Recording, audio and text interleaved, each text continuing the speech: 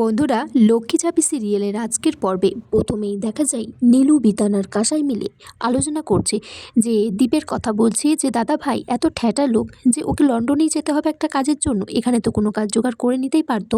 তখন বিতান নীলুকে বলছে যে কিছু একটা বুদ্ধি বার করতে হবে দাদা ভাইকে আটকানোর জন্য। ঝাঁপি তখন সেখানে আসে আর বলছে তোমার দাদা ভাইকে আটকানোর আমি একটা বুদ্ধি পেয়ে গেছি, কিন্তু অবশ্য স্যার আমাকে যে অফারটা দিয়েছে আর তোমার দাদা ভাইয়ের যে জেদ, তাতে করে দীপ এই চাকরিটা কিছুতেই করবে না।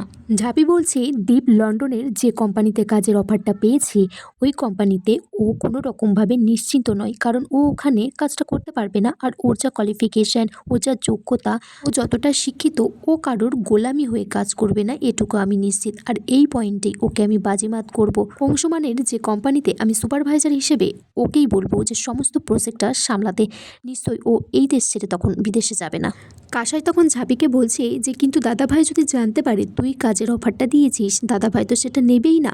ঝাঁপি বলছে তোরই আমি তোমার দাদাভাইকে বলবো যে আমি ঝাঁপি সরকার, আমি তো ছদ্মবেশে কাজের অফারটা দেবো, তার জন্য আমার তোমাদের সবার সাহায্য চাই। চুনি তখন ঝাঁপিকে বলে যে এটা তো লন্ডনের একটা কোম্পানি, তুমি যদি দেশের কোনো সিম কার্ড থেকে দাদাভাইকে ফোন করো তাহলে তো দাদাভাই বুঝে যাবে। তখন ঝাঁপি বলে আমাদেরকে যেভাবেই হোক একটা ইন্টারন্যাশনাল সিম কার্ড খুঁজে বার করতে হবে। তখন চুনির ওই বন্ধুটা বলে যে তার মামা লন্ডনে যাতায়াত করে, সেখান থেকে সে এক গাদা সিম কার্ড নিয়ে আসতে পারবে।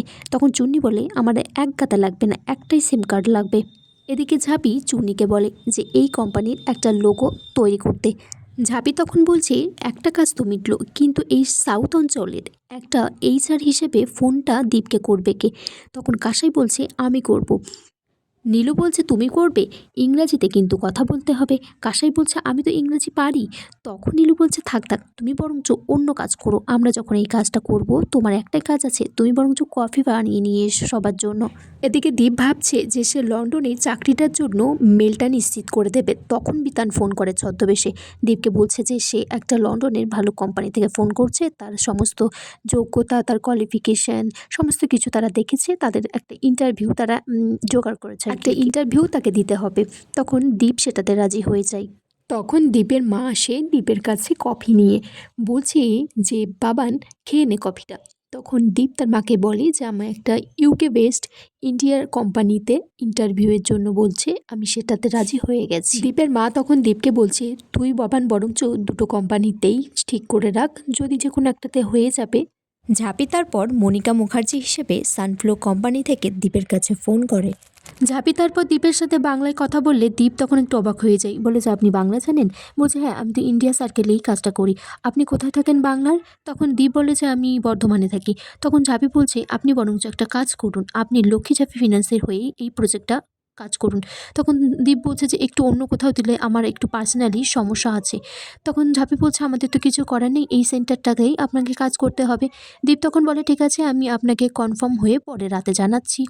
এদিকে তো বিতান, কাসাই সবাই খুব লাফাচ্ছে, চুন্নি যে খুব আনন্দ হচ্ছে দাদা ভাই রাজি হয়ে গেছে। তখন ঝাঁপি বলছে যতক্ষণ না তোমার দাদা ভাই কনফার্ম হয়ে জানাচ্ছে আমি নিশ্চিন্ত হতে পারছি না। দীপ তখন এদিকে বলছে যে আমার কিছু একটা করতে হবে, আমার নিজের কোনো বন্ধুকে জানাতে হবে, আমাকে নীলুকে জানাতে হবে। দীপ তারপর নীলুদের বাড়িতে যায়, সেখানে ঝাঁপি আছে। ঝাঁপি খাটের তলায় লুকিয়ে পড়ে, তারপর দীপ বাইরে বেরিয়ে যায়।